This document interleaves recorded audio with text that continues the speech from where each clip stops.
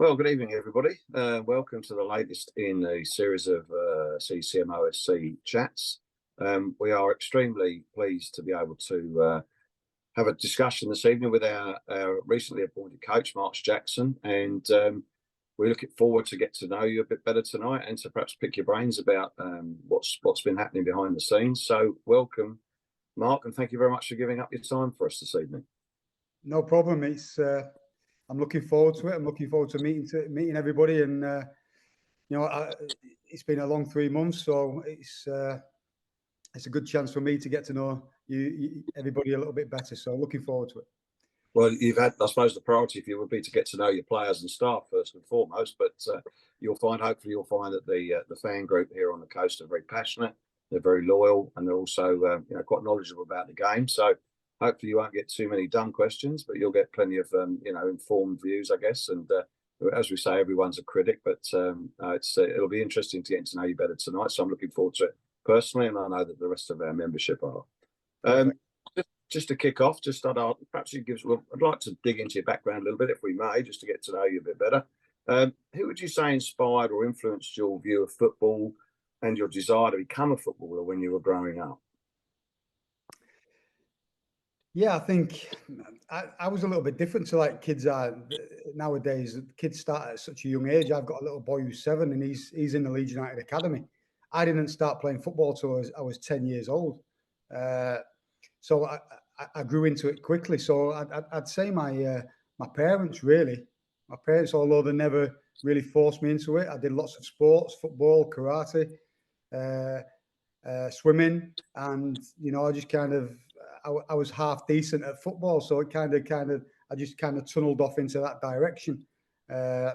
So really, in the early days, I think it's always parents, because they give up the time to ferry you about here and there. So I'm really grateful for my parents for that, because being a parent now as well, how difficult that is sometimes. So they were the first influences on me as regards to getting me playing football and allowing me to play football. So yeah, parents. Well, I think parents play a huge role in most young footballers' lives. As you say, quite rightly, the support mechanism and probably the encouragement to continue if they see that someone's got talent.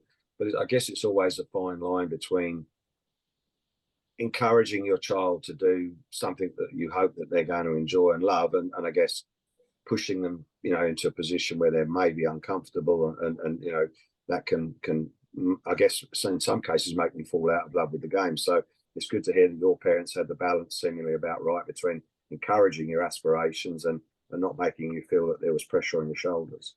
Yeah, 100%. You see that. I think you see that more and more in this day and age, because as bad as it is, sometimes it's the parents chasing that dream because they see what it is, how lucrative football can be, and sometimes it's not the kid's dream, and it's probably the parents' dream sometimes. So you've got to be so careful, and you've got to foster that love of the game within the kids. And I've worked at all different levels of football, all different levels, and you've got to maintain that enjoyment of football, that enjoyment of playing, and why you play. So that's really, really important that that parents do that, or guardians. You don't have to be parents, whoever's guardians of children.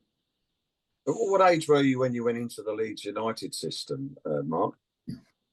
I was 11, so I started playing when I was 10, and I got picked up fairly quickly it's all changed since I was a youngster. It was a centre of excellence at Leeds, so under 11s I got chosen to go there, and from there I signed for Leeds as a schoolboy, moved all the way up to under 16s, and then obviously it's decision time at under 16s when you get that decision of whether you're going to get a kind of YTS. Back in the day it was then apprenticeship scheme. So I was lucky enough to be one of those who got selected for that. Did a 2-year YTS apprenticeship at Leeds, took me to 18, and within that time I made my debut for the first team, and then I stayed on till I was 22, and then moved on. So obviously starting out through that academy system, I guess your hope was to ultimately play for Leeds United, as you were able to do. But then I think your career, as many players do, find that they have to move on to progress. So Can you speak to us a little bit about your playing career in English professional football, prior to becoming a coach, including any challenges that you faced during that time? Yeah, I think one of my best times of being a footballer was my YTS days, the period from 16 to 18. The camaraderie you have, the hard work, the kind of jobs you had to do. It was tough. It was really, really tough back then. We had Paul Hart and Eddie Gray who were the coaches. Really, really tough, really, really demanding, but one of the most enjoyable times of my career. And I managed to come through that and make my debut at Leeds, a similar time to Harry Kewell when he was there as well. And then, I had a decent little spell in the team, but never really cemented my place there. Stayed till I was 22, had a couple of loan spells at Huddersfield Town and Barnsley. And then once you've played first team football at a certain level, going back to reserve team football, it's not as fulfilling. And I always had that ambition to play first team football, and an opportunity come up for me to go to Scunthorpe United. It was a few leagues lower, but at that particular time, I just wanted to play. I wanted to enjoy my football, and I went to Scunthorpe and I stayed there for just under 5 years. I moved my family over there. I was club captain, and I had some successful times there as well at the club. So really made that kind of my home for my family when my first daughter was born. And like I said, stayed there for just under 5 years. Again, times move on, and you move on, and that's part and parcel of the game. Went down to Kidderminster Harriers, which was in Birmingham. I had a really good time there, captained the team down there for 12 months. And then it's just kind of logistics of things. My family were back up in Leeds, and I wanted to move back up to there. So they sold me to Rochdale, which is not far from Manchester and quite close to Leeds. So that enabled me to go back up to where my family was. And I had a time at Rochdale where, to be fair, it was a difficult time, really, with injury.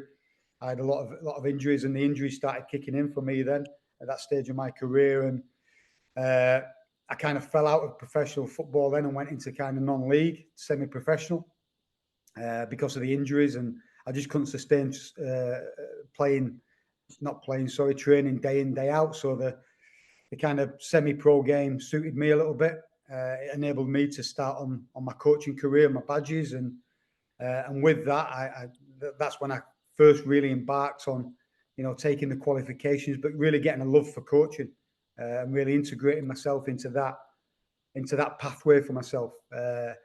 And it takes time. It takes real time and dedication, and the balance between playing semi-professional helped me do that. And then that got to it. I think I was there for 7-8 years at Farsley, which was my local club, my grassroots club, where I started out.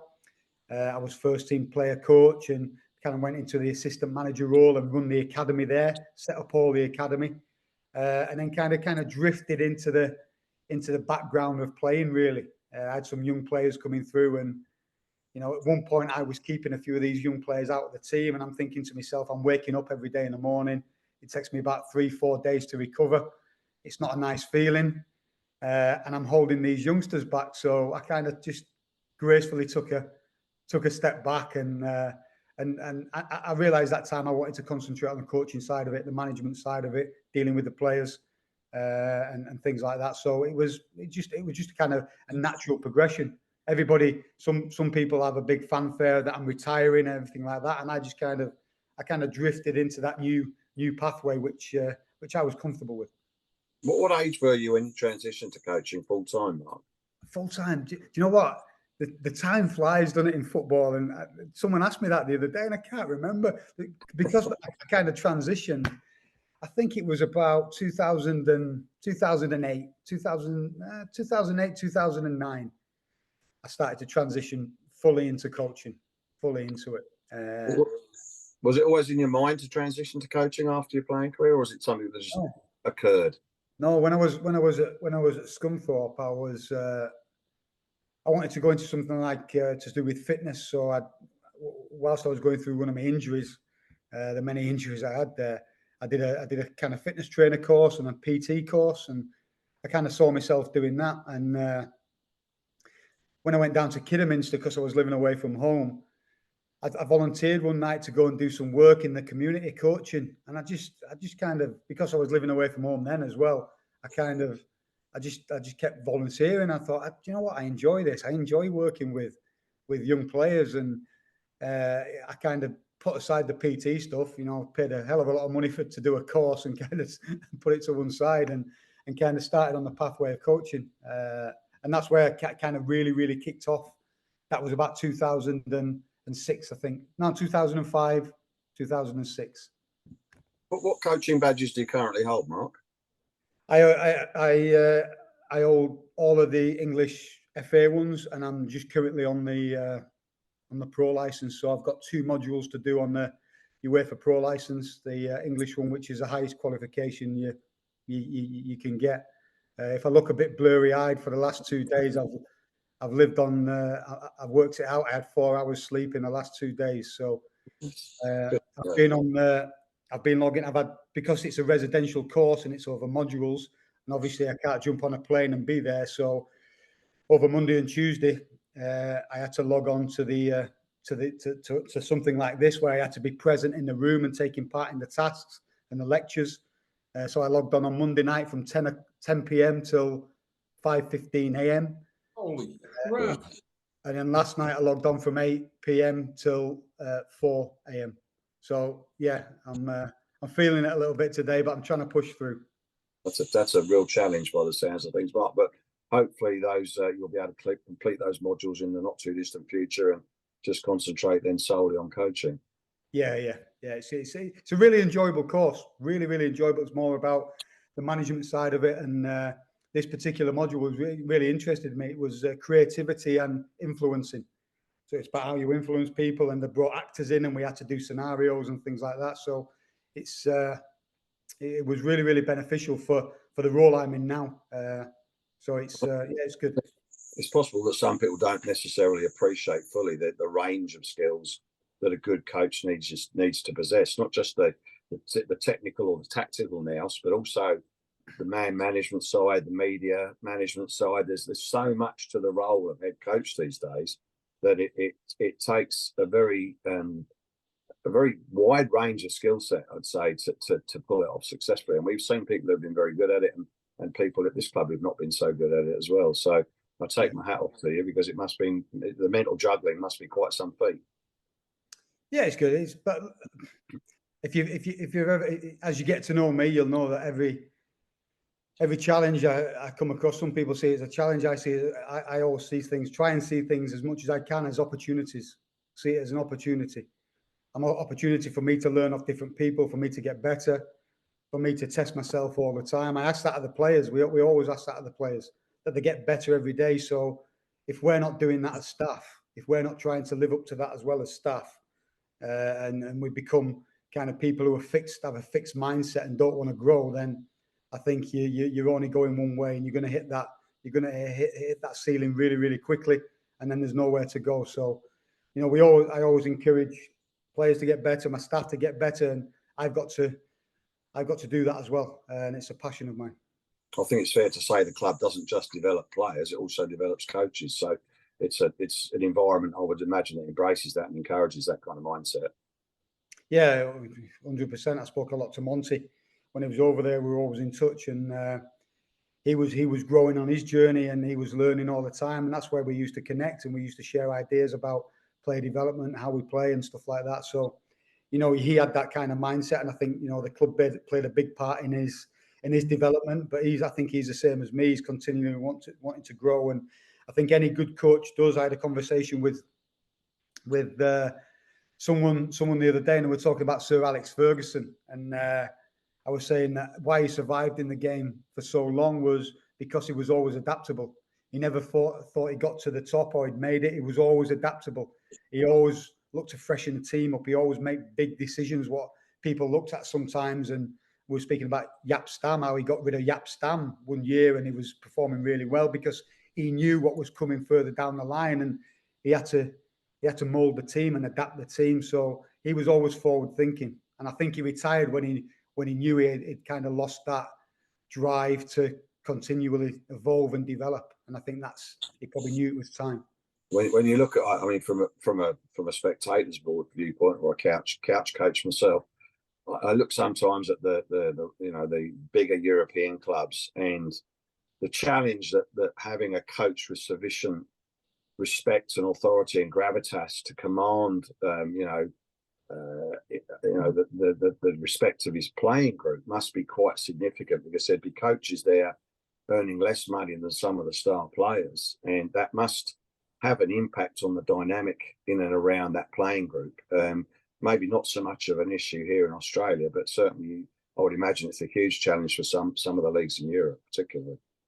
Yeah, that's a really big challenge. I mean, you're managing players, you're managing at the top level, you're managing egos, you're managing all sorts of things. These big time players, these superstars who are they're having to deal with now.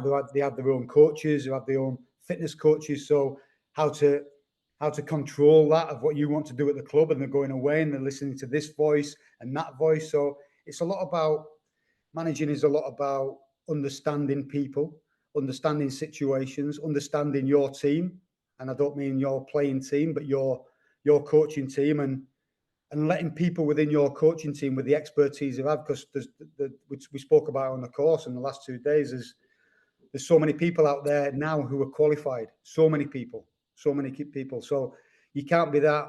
And this is, I learned this, and this is how after my kind of last job and how I've evolved myself with self-reflection, that you have to let the people in your team, you have to give them responsibility and ownership to do their job.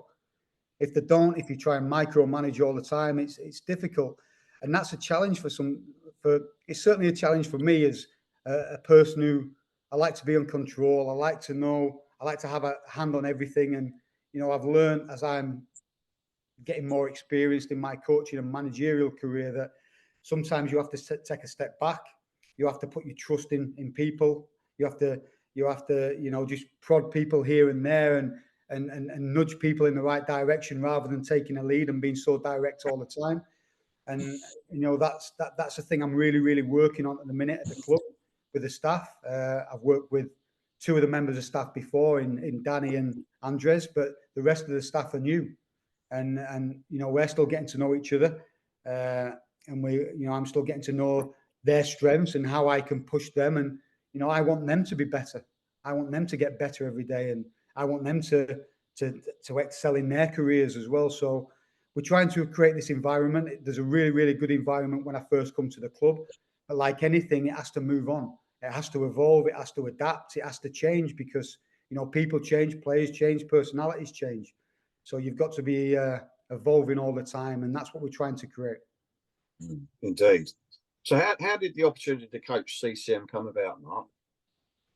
Yeah, I ask myself that still sometimes when I'm sitting here by myself in the apartment and I'm hearing are the crickets outside, or what's the name of them? They're the cicadas, you could probably. Cicadas, yeah. I'm hearing them. I'm thinking, I'm in Australia now, and yeah, it came. I was always in touch with Monty ever since lockdown. I did a webinar for technical director at Wollongong Wolves called Neil Mann, who I was coaching at Leeds under-18s at the time, and my assistant Billy Russell worked with Neil at Hull City Academy. And Billy come to me one day and said in lockdown, he said, "Oh, Manny's asked if we'll do a webinar for his coaches at Wollongong and tell them how we work at Leeds, and would we put a presentation on?" And that was the thing in lockdown. Everybody was doing Zoom calls, and Zoom becomes so popular, and everybody was finding a way to have contact with people because it was so minimal. So I said, yeah, no problem. It'd be great.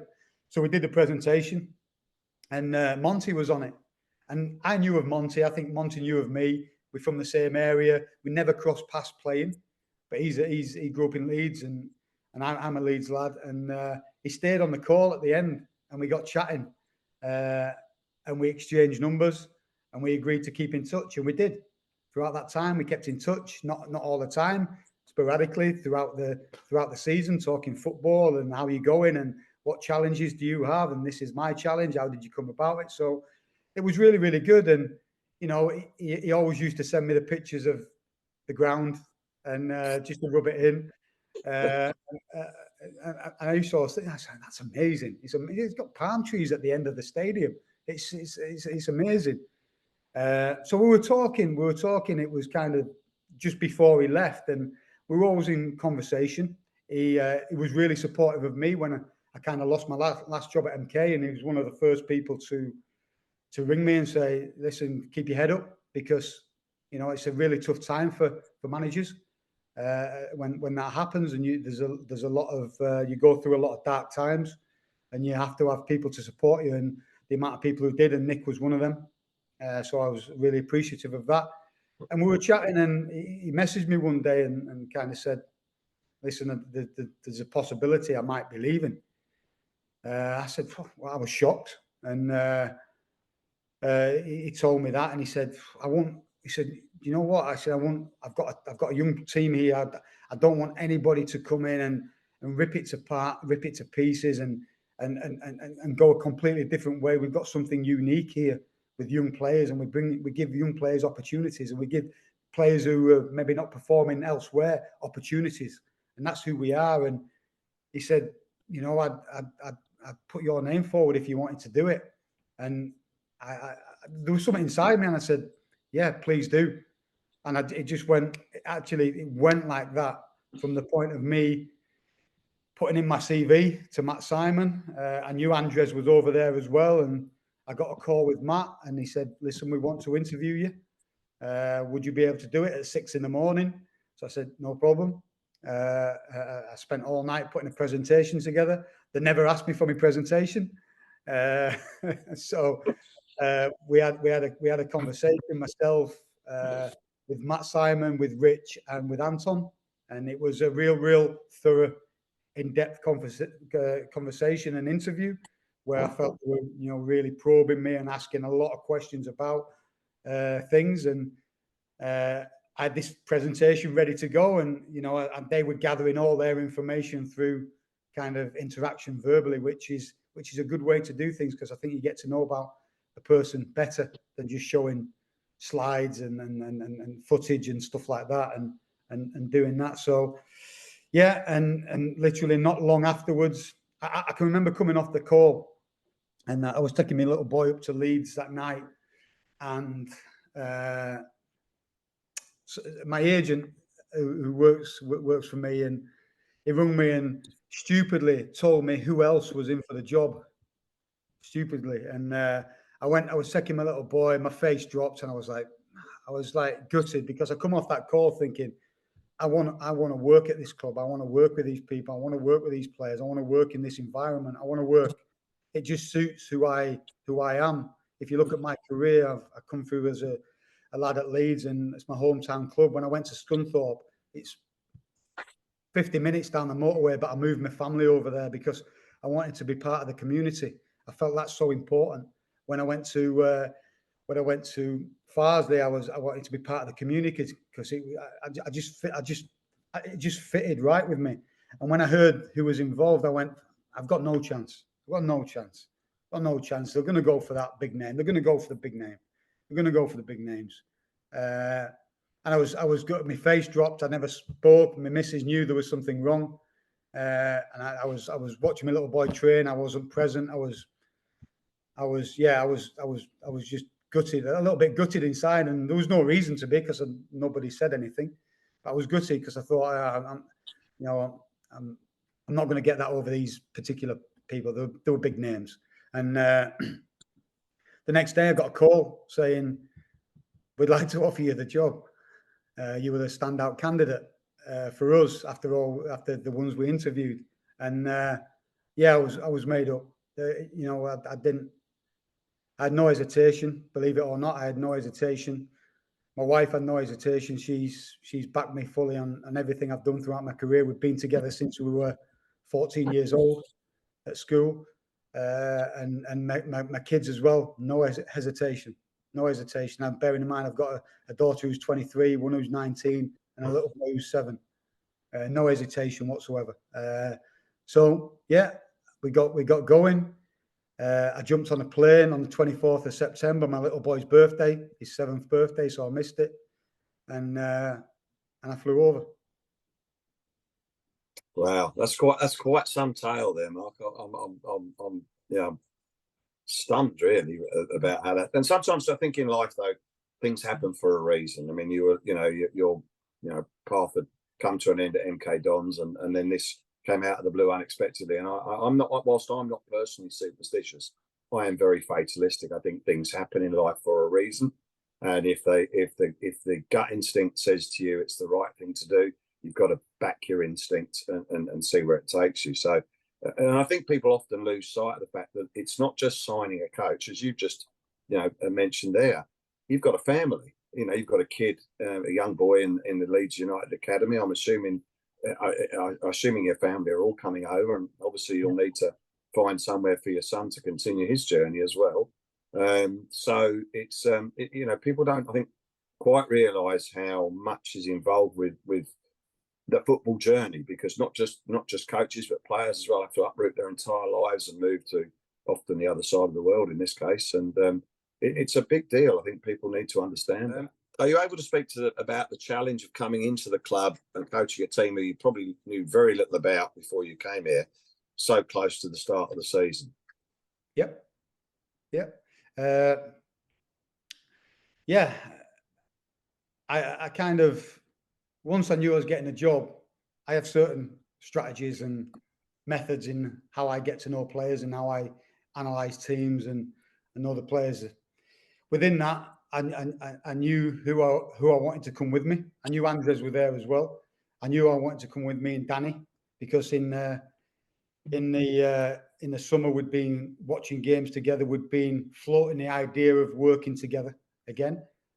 He'd had a stint in management as well. His passion is coaching and coaching players, whereas mine is coaching players but managing as well and doing the bigger stuff, which the role of head coach or manager entails these days. So I knew I wanted him to come with me. So we had a process of looking at players and identifying players, and we call them, making compacts of players. So this is individual actions of players, so we can get to know them. So we spent a lot of time doing that and analysing the team in the time from me getting the job or having a chance to get the job to actually being here. I was literally on my laptop on the plane watching these compacts coming over. So he was doing that as well. We split it up.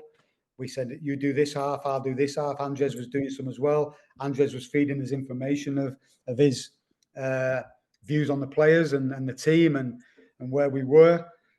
So I didn't come in blind. I come in knowing a bit. But the big thing for me in coaching these days is not just knowing the player, but actually getting to know the person. And that's really important to me. And my coaching philosophy, you have a playing philosophy, and then you have a coaching philosophy. And my coaching philosophy is, getting to know the individual, getting to know the person, connecting with them, understanding that every player is different. You have to treat players in different ways. It's not the old days where everybody is tarred with the same brush or treated in the same way. You can't do that.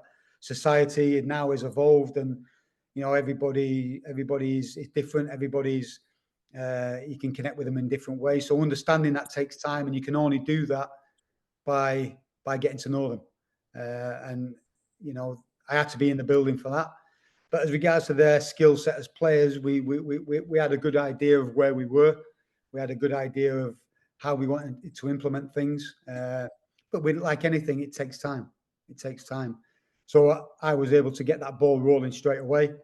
And then Danny joined me not long after. And then we could really get to work and to build our, not only coaching philosophy, how we wanted to connect with players, but how we wanted to implement our style of play within the team. And get that across to the players. So that takes time, and to not have a pre-season fully with the players, it's really, really difficult. But again, it's an opportunity. We took it as an opportunity, like anything, jumping on a plane on the other side of the world. Opportunity, fantastic opportunity for us to grow, for us to implement what we do and what we believe in, and to work with a new bunch of players and a bunch of players who I knew were really good people as well. Had great attitudes.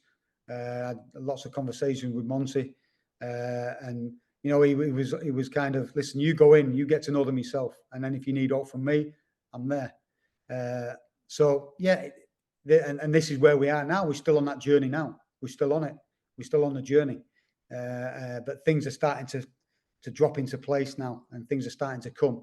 Even in the early stages, in the defeats, we saw a lot of positives within what we wanted to achieve, how we wanted to play. Certain things were letting us down, individual mistakes and, you know, lapses in concentration and things like that. But we saw a lot of good things, and what we had to do is try and build on the culture what we have at the club to understand that, even because to stand as me and Danny come in as or me as a manager, and Danny alongside me, and Andres as well, because we've worked with me before. For me to stand in front of a group of staff and continue to go, and this is the right thing, this is what we're doing, this, and then after 4 defeats, for them to have the courage and to stand by us and stand with us and work with us and believe in it was admirable from them. You know, I thank them for it after the Perth game on New Year's Eve, for standing shoulder to shoulder with me, and then likewise the players, for them to sit in front of me and think, you know, we've just lost the 4th league game in a row, and I'm sitting here going, this is good. These are good aspects of what we're doing, trusting what we're doing, trusting the process. And for them to believe still takes character, takes a strong personality, takes a strong group. And they did. And we kept going. And, you know, now we've turned it around to some extent. We've still got a lot of going to go. I think we're at 65% of our capacity of what we can do in how we want to play. So we can still go, and we have to push every day. The lads have trained so hard today. The concentration of how we want them to execute certain things, you know, in possession, out of possession. They're working so hard, throw-ins, everything. There's real concentration and real belief that we can improve even more. So we have to do that, because we know that the next speed bump is just around the corner. That's football. It's so unpredictable. What you've got to do is try and, when that little dip comes, or that speed bump comes, or a little dip comes, you've got to come out of it quickly. And I think the culture we create, I think fans play a massive part in that. And again, how we as a club, as a playing staff, as a coaching staff interact with you and the supporters, who are, I always say, the lifeblood of the club, because players come and go, coaches, managers, staff come and go, but the supporters never. They're always there. They're always part of the club. So that respect we have to give to you, and every other supporter is, you know, has to be 100%. And all we can do is show that we're working 100%. I hate when people say 110%, because only 100% exists. So 100% that every day we're trying to get this club better and work hard. So we know that if that little dip comes, and if it's not too drastic, and the boys are giving everything on the pitch still, and things don't go our way, we know we'll have that support where we can come out of it quickly. And that's what we want to try and create. Indeed. I think, as you touched upon earlier, you knew you were walking into potentially a good group of individuals, and I'm sure that both Monty and Matt Simon would have informed you about the no dickhead policy at our club. So that's I think, you know, that's evident throughout the squad that we have currently with us. How difficult has it been for you to come to terms with the unique challenges of the A-League competition, and what that presents in terms of the travel, having to undertake research on so many new opponents? Yeah, I mean, the staff are great. I use an example of, well, I won't, because if I name one member of staff, that means I've left somebody out. So, you know, what I've tried to do is give responsibility to the staff, and, you know, the staff are thriving. I feel I'm really, really happy with how they're working, they're thriving. I'm hoping they feel challenged and valued. That's really, really important to me. And the way we work as regards to getting opposition analysis done, and getting the information on the opposition is really detailed, and so informed from them that they present myself and Danny with all the knowledge we need to then formulate that strategy to go and win, basically. I said in an interview the other day that we don't get bogged down with the opposition. Now, that's not disrespectful. We always look at the opposition in so much detail, but we have a full belief that we can control what we do. So that's the most important thing in how we play, in how we approach the game, in how we approach the game physically, defensively, attacking wise. But we have to be mindful of the opposition. So what we do massively outweighs what we do on the opposition. But we do have to tweak things here and there for certain types of opposition. What I've found in the A League is, so many teams are playing two strikers, 4-4-2. There's a lot of that. There's a lot of transitional football, and we got stung by that in the early games, getting caught on the break and things like that. And in transition, we weren't as good as we should have been. So that was a real learning curve, and we evaluated it, we reviewed it, we adapted, and we worked on it. And that's our process. We plan of what we want to do, we do it, and then we review all the time of what we did well, what can we do better, how do we evolve, how do we get better next time. If we were good, how do we take it to the next level?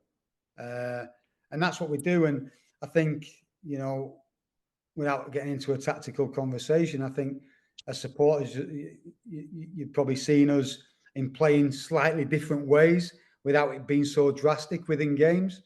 The media ask this all the time about, well, you play this formation and this formation.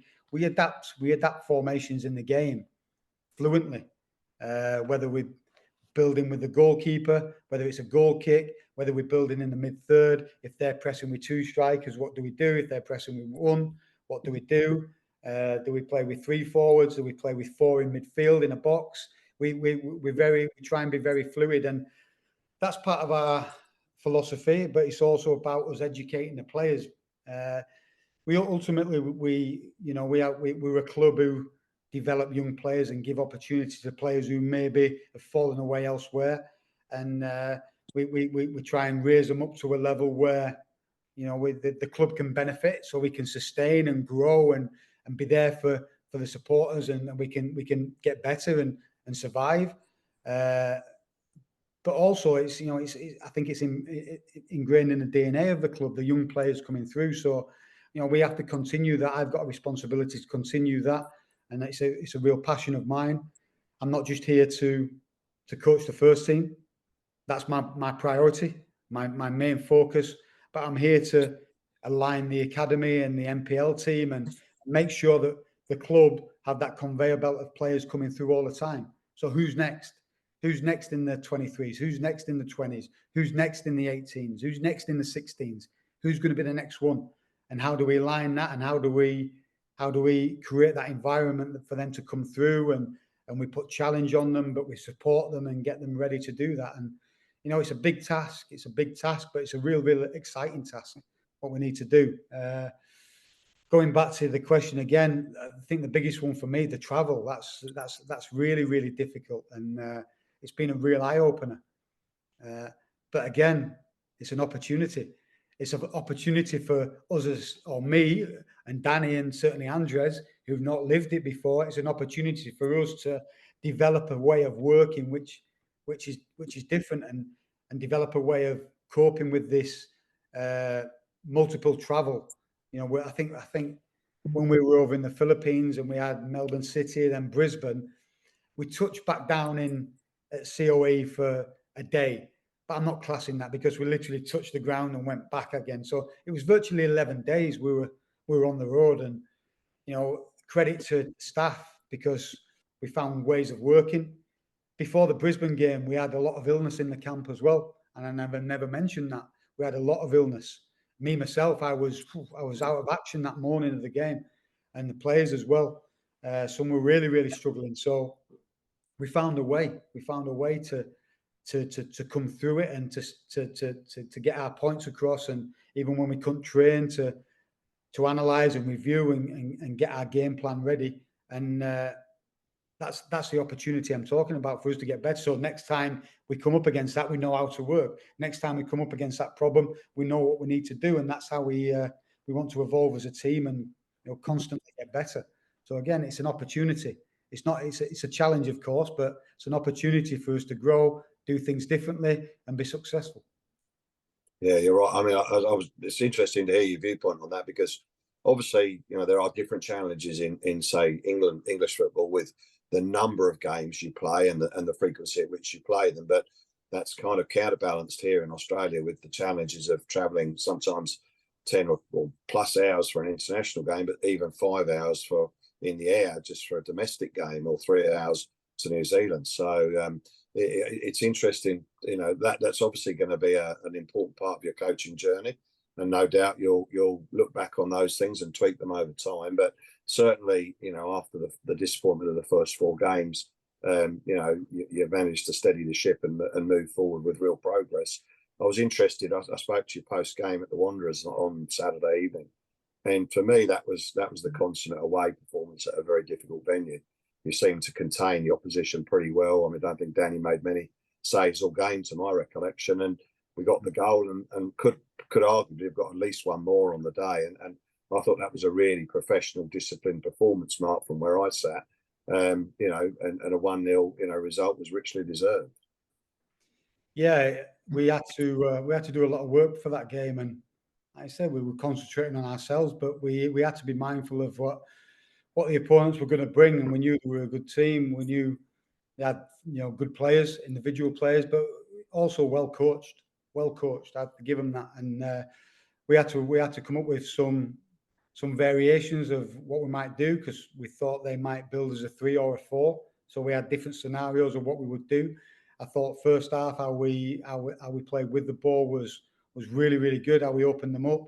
And then it was a different challenge in the second half. They had a little bit more of the ball, but our structure in how we set up defensively, how we defended the box, how we limited them to maybe distance shots or just inside the box. And, we had bodies around, and that wasn't by luck. That was worked upon before the game. And we knew that if we ticked our checklist off and we were consistent at that, and we ticked a vast array of them boxes, we're never going to get everything right at all times, and certain things we're going to have to suffer with and recover and fight for. But I thought the structure of our play in both halves were different, but attacking wise with the ball, I thought we were great in the first half. Defensively, without the ball, I thought we were fantastic in the second half, and the players deserve a lot of credit for that, because, like I said, they're growing, they have a thirst to learn and get better.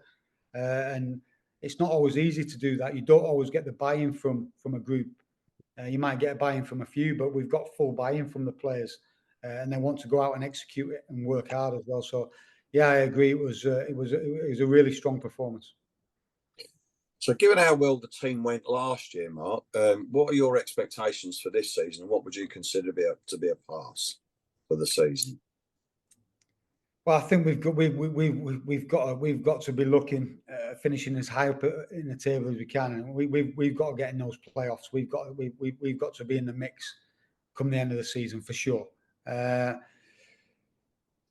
sky's the limit for these players, and I'm not one to set targets. I want us to get, as long as if we grow every day, whether we're training or playing. If we grow every day, the sky's the limit for this group.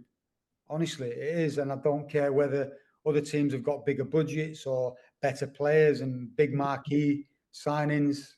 It doesn't interest me, because to have a group who are willing to have that mentality to get better every day outweighs that tenfold for me. Outweighs it tenfold. And if we can continue that, if we can survive the bumps which will come, or the dips which will come, if we can survive them, there's no reason why we can't challenge towards the top end. Certainly top 4, 100% we can. But it's just how we survive those moments. And within that, as long as we're building our characters, as the players are building their character and staff, because like I said, when you have those tough times, it's difficult, and you have to be strong, and you have to stick to what you believe in, and you have to stick to the processes, and you have to manage the situations well. And I think what we've come through in this short space of time has has really given us a solid foundation to do that. Every game's a test. Every game's a test. I don't think there's much between teams in this league. I don't think there's much at all. There's not much between them. And I think on any given day, any team can beat anybody. So we have to be on our game every time we play, every time we step onto that pitch. We have to be prepared. We have to be ready. And we as a coaching staff need to ensure that the players have clarity in what we're doing. So if we do that, then who knows? Who knows? Have you and the coaching staff felt any additional pressure or weight of expectation off the back of the success that was enjoyed last season? The players spoke about that when I first come in, and they kind of said about now they were kind of the hunters last year. They used that, described it as no, they were the ones being hunted. The hunters. They were going after teams, and now teams are coming after them because they're the champions. I think after the first 4 games, I think people started to underestimate us a little bit, and it went back to that. And I think that weighed in our favour because it took a little bit off the players, and then now we're on this run. I think they're now growing into that mold of teams who if they underestimate us now, they have to be careful. Yeah, have to be careful. So we have to be prepared that a team's going to know what we're going to bring. They're going to combat that. So how can we be even better? So I think I think the players were aware of it. Maybe the staff who were here, certainly I didn't feel no pressure. I didn't feel no pressure. I put pressure on myself all the time. I want to set high standards, and I've got a group of staff, particularly in Danny, who wants the high standards all the time. So I think if you live that all the time, you're constantly living under pressure anyway. I constantly do that all the time because I want to win. I played tech ball today against 2 of the other members of staff, and I wanted to win like you wouldn't believe. So I'm very, very competitive. So there's pressure on everything I do. I think that's any sports person and stuff like that. If you're not competitive, I think you're in the wrong game. So I put a certain element of pressure on myself anyway. I do try and take that off people and players while still not being relaxed. So yeah, I try and absorb that. If there is any kind of anxiety or negativity, I try and swallow that myself and deal with that myself to keep it away from the players. It's a hard thing to do these days with social media and the players, how they engage in that, and they're on it, and it's part and parcel of life, and it can be a very dangerous place for a person these days if you're not in the right frame of mind, and how to deal with that is important. And yeah, certainly try and shield that kind of pressure from the staff and players as much as I can. Well, hopefully you'll be able to enjoy the unique experience that is Australian finals football in a few months' time. It's certainly it brings a slightly different perspective to the game. I think it's a uniquely Australian kind of environment for that sort of thing. And I say I hope you guys can enjoy a very deep run into those finals in due course. Turning to the intercontinental competitions. How do you feel about the team's prospects after qualifying in top spot from the AFC Cup group, and how far do you believe we can go in that competition? Yeah, it's a little bit of the unknown for kind of me and the club as well. We've got the game coming up, and as we get closer to the game, we'll look more in depth of the opposition. We're in the mix, and that's all we can do. And I think what we got to do now is certainly with this is really just focus on the game in hand. It was a little bit different in the league because we're looking at things, and I think a real turning point. One sec, I just need to plug my laptop in. 1 second before it goes off. I live my life on the lowest amount of battery on my phone, my Apple Watch, and my computer as well. So it's just a way of life for me. This.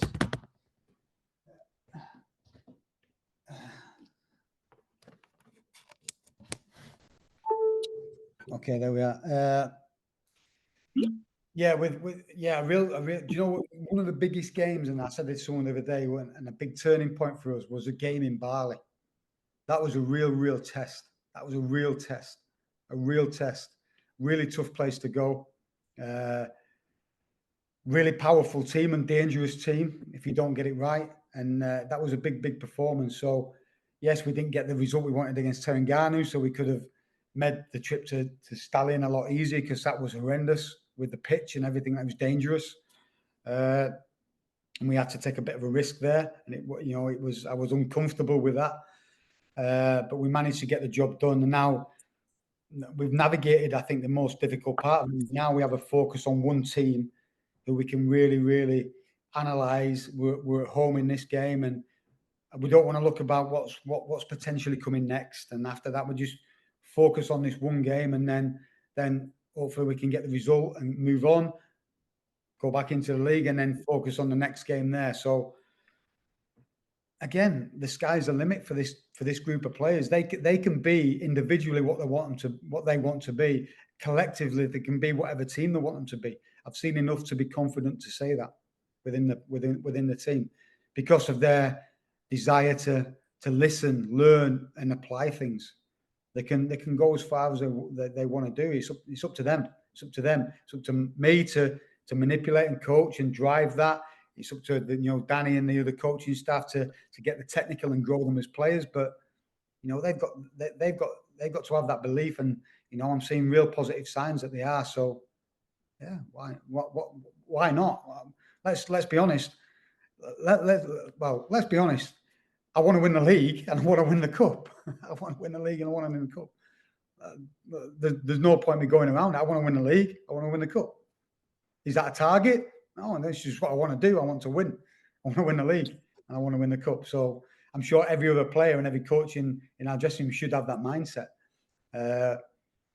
Whether it's really achievable, other people will have their opinions, but that's what we want. That's what our drive is, and that's why we get up every day, because we want to be the best we can be. So yeah, why not? So if you want to say a target, then yeah, that's what we want to do. That's what we want to do. But I expect every other team in the A League to be saying the same. I'd be really surprised if they weren't. I'd be really surprised. Yeah, if you're not in it to win it, then don't bother participating. Really. Yeah. What are your thoughts looking back in the last week? What are your thoughts on our tradition of playing a fixture on New Year's Eve? How did you enjoy that? Loved it. Even better if my family would have been there, because it was a bit surreal. Stood by myself.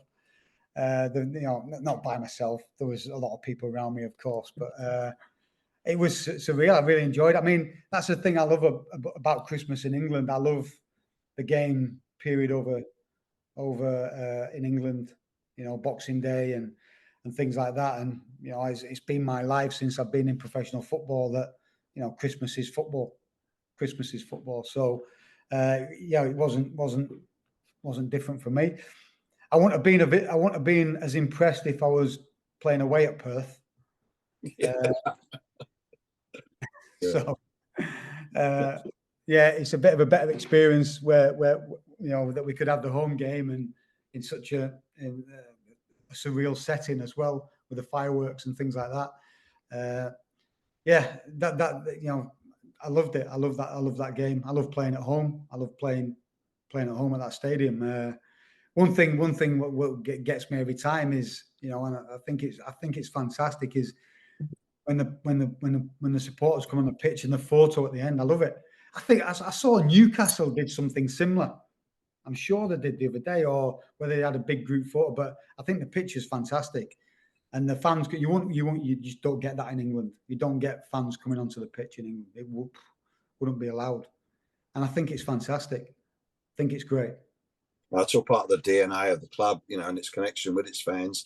Given the region we're in and the model that we have to adopt, if the club isn't connected with its fan base, it would always struggle. So.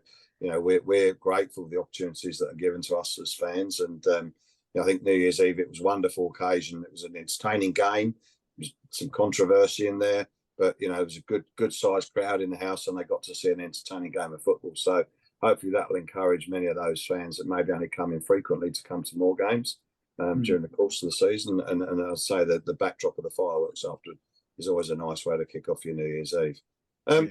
Moving on to perhaps things more topical at the moment. Given the club's model of developing and selling players, how difficult do you expect it to be to identify and recruit players to replace those that are leaving with equal or better quality, hopefully, given the club's budgetary constraints? And are you able to share any insights into the club's search for Marco Tulio's replacement?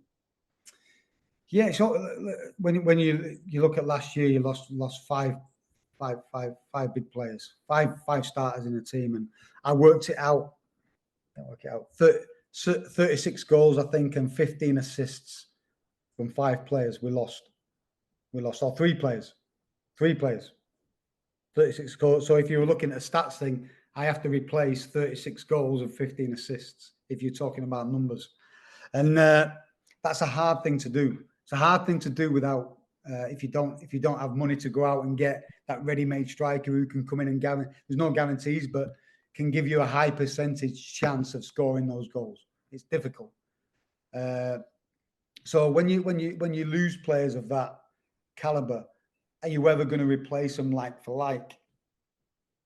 Probably not. But what I feel we can replace them with is potential talent, and with that, sometimes when things happen like that and players move on, it gives an opportunity to someone to go and not just start their journey, but really go into an environment or a situation, i.e. starting games and playing more consistently, that they need to ignite and accelerate their development. So we've got so much potential within the club, so much young potential within the club. Are they going to be at Marco Tulio's level at this moment in time? No. Well, let's be honest, they're not going to. Have they got the potential to be at that level and above? Yes, because that's why they're here. That's why they're at our club, because we know that. And sometimes everything you're talking about, when you can blood young players and put certain players into the team, and there's no right and wrong answer to that.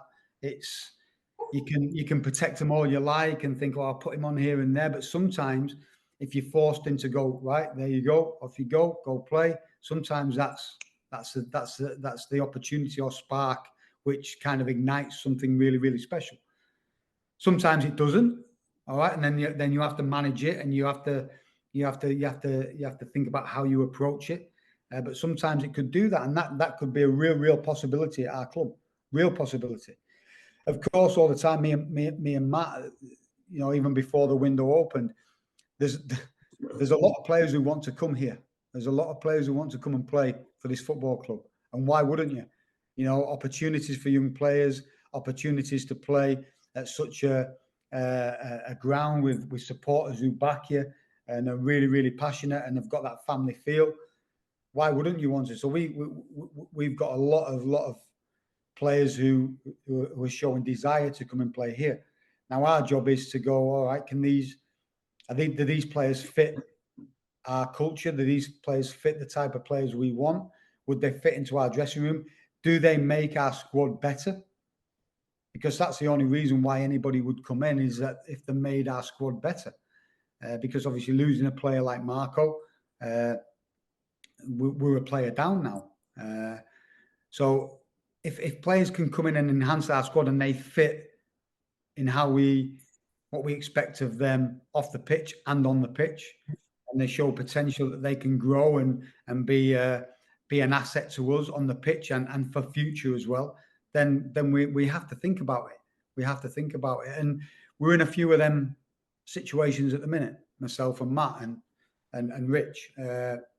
We've got a few of them situations going on. Have we made full decisions yet on that? Not yet. But I would probably say in the next few weeks that we might move on at least one of them. But again, that has to be to benefit the squad and make it better. And it can't, if anything, it can't block the pathways or opportunities we have for the high potential players we have at the club already. So, yeah, you need a squad in the game. You've seen it now. The games are going on sometimes over 100 minutes. We've got the travel involved. We need a squad, and that's what's really, really pleased me. I think at the start of the year, I don't think the subs we. Sorry, my mum's calling me. Yeah, I'll have to ring her back. She'd always answer to your mum. She'd always answer to your mum. I'm just on a call. Can I ring you back soon? Is that all right? All right, I will do. All right, see you. Bye-bye. Always answer to your mum. Absolutely, yeah. Answer to your mum. So do you anticipate any further departures from the squad during the transfer window, Mark, or is that still all up in the air? I hope not. I hope not. I hope not. But you know, some of our players are playing exceptionally well. So, you know, I hope not. I hope not, because I don't think we can be in a position to do that. I think we're really happy with what we've got. I think we've got a really competitive squad. I think we've got a good blend of experience. We are young, but we've got even the young players now have amassed a fair bit of experience. So we've got a good blend. We've got young players in the team, like De Pizio coming in. He came on the other day and did fantastically well again. So we've got young players like that coming in and really making the mark now. So I hope not. I don't think there will be, and I'll be fighting hard not to have that happen. But as regards to adding to the squad, yeah, we're in discussions. We have a lot of things going on at the minute, and a lot of people coming to us saying, "We've got this for you. We've got this for you. He wants to come here. He'd love to play here." So we have to analyse that. We have to look, and we have to do our research into those players. And if they're going to make us better and be an asset to the club, then we have to explore the possibility. And that could be explored maybe in the next 2 weeks, and it may not. It might not come to anything, but we've got a few options. What are kind of have caught our eye at the minute. Excellent. Well, I guess it's a better position. It's a nice problem to have that you're basically beating away applications for players. There's been times in the past when I can tell you that's not been the case, and so you're kind of fitting square pegs in round holes. So I wish you very great success in that aspect, and we'll look forward to seeing developments unfold. So I'm mindful of the time that we've taken up from you for this evening, and that your mum's just called. But I'll just. My mum understands. She understands. She wouldn't have understood if I didn't answer, but there we go. She understands. I've got a couple of light-hearted questions that I'll probably finish off with, but before I do that, I'll just ask Colin whether there's been anything that's come in on the group chat while we've been talking that needs to be put up. There was one that come through which is a little bit light-hearted, and that was in regard to how you spent Christmas. Did it involve prawns, pavlova, and beach time? It certainly did. I can't believe I was swimming on Christmas Day. Can you believe it? Yeah, myself and Matty, my daughter's partner, we went to the beach, and Danny had his family over. They were over for 3 weeks, so Danny had his family over. So they kindly invited me and Matty round as because we're kind of living as two kind of bachelors at the minute in this. We were living as two bachelors in this apartment. As you can see, it looks like a blank canvas behind me. So I'm waiting for my wife to come over and put some life into it. So they kindly invited us round to spend it with his wife Michaela and his kids, and we had some nice food. We had a walk on the beach. It was nice. It was different. It was surreal. But yeah, I definitely had a swim, and I definitely didn't have turkey and the traditional stuff you have within England and their kind of traditions. But yeah, prawns were on the table.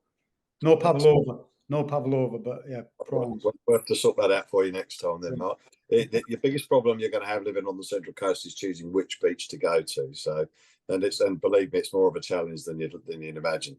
So which is the best? I've got a question for you. Which is the best beach?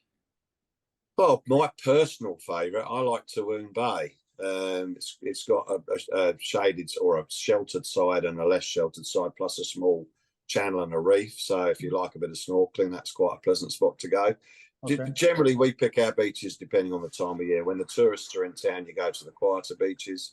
When they're not around, then you can use the more popular beaches. So, but like I say, we have the debate. We've been here 18 years now, and we still have the debate which beach we're going to go to this weekend. So it's always a topic of discussion.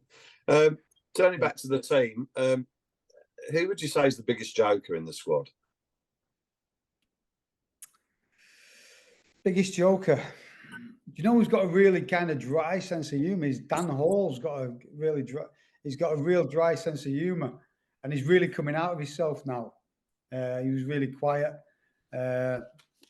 Yeah, I can't. Do you know what? A lot of them make me laugh, and which is good, and in a good way, not with the footballing skills, but yeah. Dan Hall is he's a bit of a joker. Do you know? And you talk about characters. Steely is a hell of a character. Yeah. He's a real character. He's Steely. You've got so many different characters within the dressing room. So many different characters. Jacob's starting to come out of himself now, and and initiate conversations, and which is really, really exciting to see, because he's a real quiet lad, and he's not a ranter and raver. But no, it's great to see the different characters. I love it. There's no better place than being in a football environment for me. Yeah. When the time comes for me to retire, I will really, really struggle. I'll really struggle, I think. It's been a privilege to watch the development of players like Jacob Farrell, and I'd argue from perhaps as unbiased a viewpoint as I can give, I think he's probably the best left back in the league by some margin, and he's a pleasure to watch going around the park. But he's not alone. There are a great number of very, very capable players in our team, some of whom go unnoticed in what they do, and because of the roles that they play, and others who catch the eye every week. So it's a wonderful time to be a Mariners fan, to watch these guys develop, and some of whom have come through our academy, and have been local products, which is just a terrific story to for us fans. I've got one more question for you before we let. Sorry, I think we had six on the pitch the other day, didn't we? Was it six? Six academy products. Yeah, I would say with Tappy, Nizzy, Hawley, Jacob, Garrett Alu. Who else? One more. There'll be one more somewhere there. Oh, Tipizia. Yeah. So, no, it's an amazing, and I think that's a wonderful story that we can sell to fans, and of course now we're mirroring that in the women's space as well, which is fantastic. Yeah, great. So one last question from us, and we'll let you go. Have you got any game day superstitions? We always have to ask that. Oh, yeah, I was a nightmare as a player, a real nightmare as a player. Superstitions, I was horrendous. I've tried to get a little bit better. Superstitions. Well, yeah, I've got two parking spots in the car park below where I live, and the one's quite difficult to park in, and one's quite easy. And I have to park in the most difficult one because we've been on this run since then. So that's a superstition what I've got now, and it's a pain in the backside because I have to go in and I have to reverse and I have to. He said, but I can't not do it now. Well, the good news is no one else is probably likely to steal it from you if it's that hard to get in. That's where when I say hard, but yeah, I can't just swing in. Yeah, I've got to move a few times. I've got to maneuver a little bit. But yeah, that's a weird one. I like I spend time. You probably don't see me out on the pitch in the warm-up. Again, that's me entrusting the staff to do their jobs and get ready. And I always think that, on a match day, my interactions with the team are only when required, because we've done our work. The work within the week is done there. Everything's done. The last thing they want to hear from me before the game is going on a talk for 15, 20 minutes. We try and we've got to a stage now where they're understanding where the pre-match meeting is concise and it's consistent, because it's the same. We're just reiterating things and just clarifying things. It's not masses of information. It's what they know, just to reaffirm things. So I try and step back from there a little bit. Now and again, I might come out into the tunnel if I'm curious about just having my eye on certain things or something. But I try and stay away. And when I'm in the dressing room, I have a little sheet which I log all my notes on. So there's a certain way I fill that out with the opposition, and that's a little superstition of mine. I have just a little bit of quiet time by myself, just writing things down, writing what our game plan is when we have the ball and when we don't have the ball, and what might come about and what I need to look for little prompts for me. So I have a certain way of writing that. So, but that's all I've limited it to recently. If I was a player, I was a nightmare. I had loads, but I'm not that bad. I'm not that bad now as a manager. I actually do need to ask one more question. I apologise because this is running on quite a lot longer than we'd planned. But there's one thing I would like to seek your opinion on. The 5 substitutes rule. Is it something you think is really good for football in terms of the flexibility it gives a coach and the way you can change the dynamic of a team, or or counter something unexpected that the opposition has thrown up for you? Yeah, I like it. I mean, I used to tear my hair out when I used to be at the under-18s with Leeds, because you could have 5 substitutes, but you could only use 3. So we'd be traveling 5 hours on a bus or having an overnight trip, and 2 of these development players are not going to get a game. Yeah, you believe that? I was like, oh, this is phenomenal. And but first team level, that 5 sub now gives us that flexibility for sure. And now we've got that real competition for places, and we've got real players now being able to impact the game and come on and finish the game for us and be really strong in that moment. Then it gives us so many options.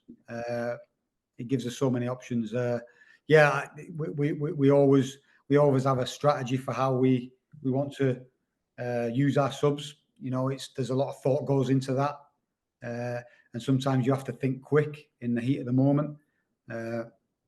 We made a little change against Brisbane when we went kind of 3 at the back or 5 at the back, and that's something we did. And since then we've worked a lot more on that, so we know that in any given moment we can switch and adapt if we need to. And within that, the players then know their jobs and roles and responsibilities, and they have clarity about how they deal with that situation. So again, that's that tactical understanding what we're trying to develop within the players. Well, I've been noticing at games as well, Mark. I'll just finish on this point. Sorry to drag this out, but it's interesting. Something I noticed as a fan and an amateur coach. You bring all the subs in at half time, and they participate in the discussion in the sheds. So there's no warming up, out on the park on their own. You clearly bring them into the discussion at half time so that they're well aware of any changes you want to bring about or what you're observing during the game. Yeah, that's important for us.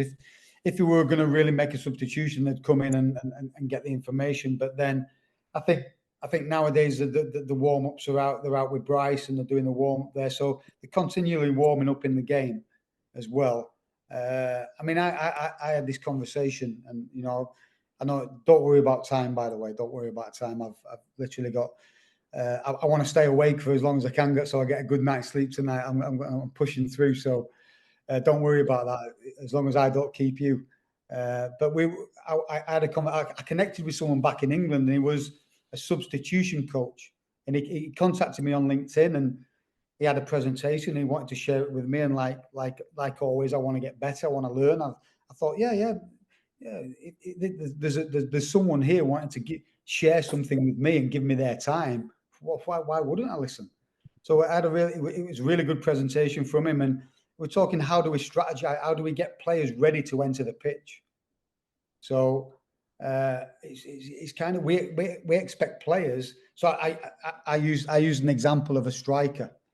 So when does a striker normally do his finishing? If you were starting on the bench, when would the striker would normally do his finishing before the game? And he does some finishing into the goal and he hits the back of the net. And that's really important for a striker to get that feeling of connection on the ball, to see the net ripple. But then when's the next time he does that? Sometimes he can't even do it at half time because they say you're not allowed in the goals.